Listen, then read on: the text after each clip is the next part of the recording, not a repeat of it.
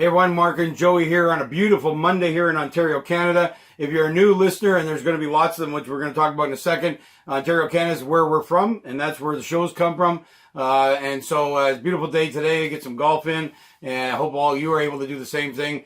And Monday means lots of sports happening on the weekend, but not as much as has been happening. Obviously, as we get through the weeks now, the summer sports are hitting, and we're going to be talking about one of those fall sports coming up here. But first of all, we want to talk about what's happening. The show's expanding tremendously. We're really proud of it and happy about it. For those of you who've watched other shows already today, fast forward past this part. But as you might have known, we started on Roku TV, Vimeo.com, NGSCsports.com, YouTube, Twitter, LinkedIn, all those. And now we're going audio. We're actually going to have an audio podcast, and we're going to be spreading all over the place now, Joe. So tell them whereabouts we're going to be coming to them so that they can download or they can listen in their car, whatever. A lot more options now than using that phone data to watch us on video. Yeah, you can watch us or listen to us actually on Apple, Spotify, Google, Acast, TuneIn, Sticker, and Pocket podcast streaming networks. You can download them or just listen to them as you stream them. Obviously, you don't have to watch the video now. You just get to listen to us. So, enjoy it and play it through your radio on your way to work or something like that. And also, so you know, our website now we've developed with our ultimatesportschannel.com.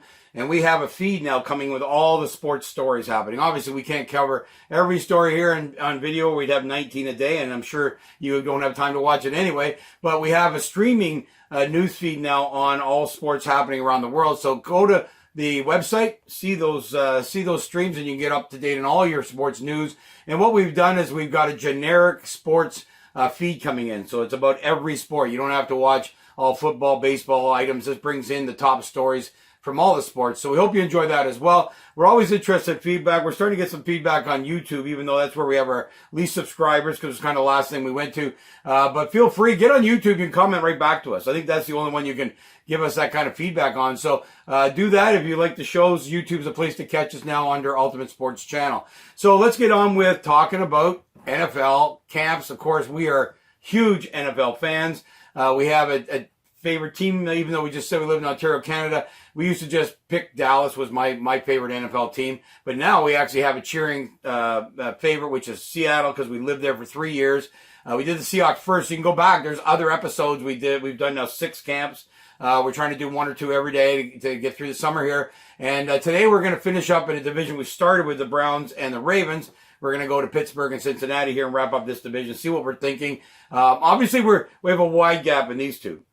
Pittsburgh up here, Cincinnati down there. Yeah, although we'll do Pittsburgh. I'll worry about Cincinnati later. I think they might be tough in some games. It might spoil some seasons. But, yeah, we already said the Browns are going to miss the playoffs. That was our bold prediction. We already have one person who's not too happy with that. We said the Ravens will win the division. We thought the Ravens would win the division because we have a lot of hype, actually, in belief in Lamar Jackson, yeah. And I don't believe the defense is as bad as people think it will be for Baltimore. I feel like they've always been able to retain pieces and put new pieces in there. And we have a good reference for Lamar, which is Russell Wilson, who looks very much like. People don't believe he's a Russell Wilson because of the throwing, although I don't. I think Wilson's overhyped, and I think Lamar's underhyped. I think once he gets more chances to throw the ball, he'll be just fine. And it's not his first year in offense because he played 7 games, including a playoff game last year. And really, with all this offensive off-season work, there shouldn't be no excuses for him not to know the offense. So we believe him a little bit more than others. We believe in Baltimore a little bit more than others. I believe in the bad weather games that defense wins, and I think that's Baltimore still, even with the pieces they lost. But let's move on to Pittsburgh. He had to go back and see what he had to move into a offense that was not built for him, and so then they had to move quickly. Yeah, they got a whole offseason. Yeah, go check it out. We did a whole thing on Baltimore, but anyways, we were doing that because someone commented on it and didn't like our opinions. But we do like the Pittsburgh Steelers to be second in this division, maybe catch a wild card spot. I think they're absolutely the sleepers in this division and honestly in the conference.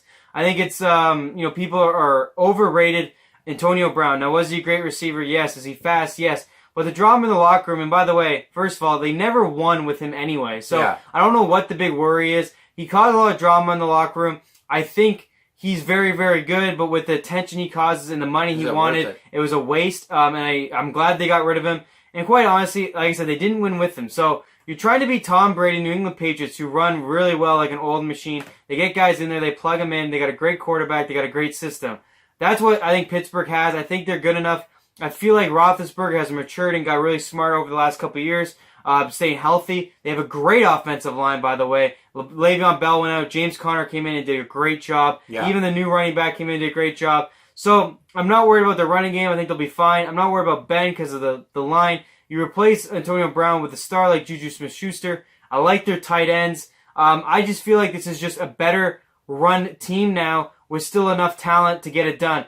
And honestly, what people don't know or they underestimated last year was the defense of Pittsburgh wasn't that bad. Yeah. And they were actually a tied game in the first week of the season against Cleveland from making the playoffs. So I feel like they're going to be better off this year. I feel like their division's tough. I feel like it's not going to be... You got to have a kicker, right? Yeah, well, they need a kicker. But it's not going to be a big win division, meaning no one's going 13-3. So it's going to be interesting the way it comes down to it. They can be 10-6 and be a wild card spot. But yes, they need a kicker badly. Mike Tomlin needs to be aggressive, but not stupid aggressive. He cost him 2 games last year, including the one against San Diego, with LA Chargers specifically. But calls made no sense. Yeah, like, it wasn't even a 50-50 coin flip. Even the announcers in those games just couldn't believe the calls. So hopefully that's all settled. Yes. There was no doubt that the trouble Brown was causing Tomlin issues in handling the dressing room and all those kinds of things. But Pittsburgh has an Achilles heel. I think he looked better last year. I think he's seen what Brady's been able to do as he gets older. But Roddenberger has to stay healthy. I don't think they can win a game without him. They got no backup plan for him. So, I mean, in my mind, he has to stay healthy. But I just feel like with the offensive line they've built now, which is proven through the running game and how well the backup was able to... He's not Le'Veon Bell, but he did a great job statistically wise. His numbers were good. But really, for me, it's him staying healthy. I think he will with that line. I think he's got smarter as he's gotten older. He's obviously decided to keep on playing despite almost retiring. Now he's 3 years ago. Yeah, now he's going to keep on going, it seems like. So I really feel like they're a dark horse in this division and in the conference as a whole. I think they're a wild card team, a top wild card team. And it could win the division. It could win the division. I mean, we're talking about Baltimore more on the future of their quarterback and that team. Here we're talking about a team that is solid already. They could easily win the division. Honestly, with Cleveland and Baltimore, there's such mixed bags. People have so much hype over these first years of these quarterbacks and these teams.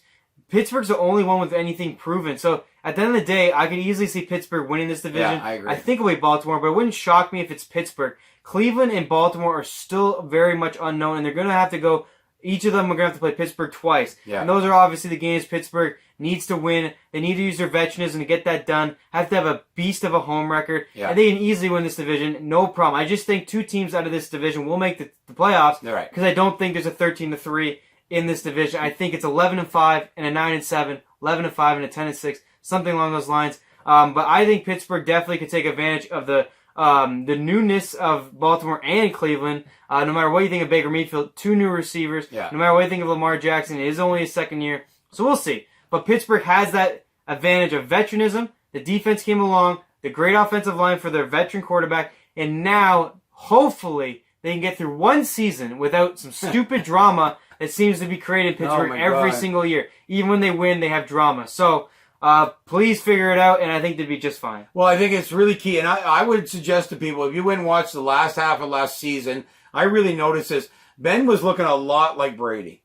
A lot. He stood in the pocket. He wasn't trying to get out of the pocket. He got rid of the ball quicker, I thought. I thought he put himself in great position to stay out of the injury mode that he had been in for a couple of years there. And I think we are going to see him have a fantastic season. So I think that Baltimore's a good young team. I think they've got a shot, but as Joey was just saying, I think Pittsburgh has just as good a shot to win the division. Well, basically what we're saying is Cincinnati's going to be crap as far as we're concerned. They're going to be tough, but they're going to be crap. We feel like Cleveland will be very, very good, but we only see them, and a lot of people are going to disagree with this, as a 500 team, maybe a 9-7 team, simply from the fact that I believe the division isn't getting as weak as people think they are. I believe it's going to be very difficult for Baker Mayfield and essentially a brand new head coach who only has half a year under his belt managing all of this coming in. And now high expectations and high teams scouting them and a difficult schedule in prime time. So that's why we're putting the Browns down. I would have rather seen a more veteran coach running this team now. I know they put him in there because so they well, didn't though. expect much. Well, it worked so well last year. That's why they got to roll with it. Obviously, had a good connection with Baker Mayfield. But for me, with the amount of primetime games they're going to have to play, with expectations, with Baltimore and Pittsburgh, in my mind, still very, very good. Yeah. Cleveland's going to struggle. That's why we're going with Pittsburgh and Baltimore as our top two. We're edging towards Baltimore, assuming Lamar can progress the way we feel he will. But Pittsburgh, guys, don't give up, Pittsburgh Steelers fans. You got a great quarterback, great receiver. Juju Smith-Schuster's amazing. Yeah. Great tight ends, great running back. I think your defense gets a little bit better each and every year. And if you can go drama-free for 1 year, which essentially you should, because you have no stars now besides Ben. It's a Ben-run team. You should get to the playoffs this year. I'd have a lot of faith if you're the Pittsburgh Steelers. Yeah, I agree 100%. Schuster's going to be the guy. He's going to be double-teamed this year. That's one of the things that happened when they had Brown there. He was open. So it's going to be interesting to see how he handles that. But he sure looks like a super talent. And we got Pittsburgh finishing second. Round 10 and 6 is what we think. Getting the wild card. But it wouldn't shock us because we are relying on a second-year quarterback in Baltimore. Wouldn't shock us if Pittsburgh went on and won this division. We're going to see what's going to happen. It's going to be a good division. A fight all the way. They play in cold weather.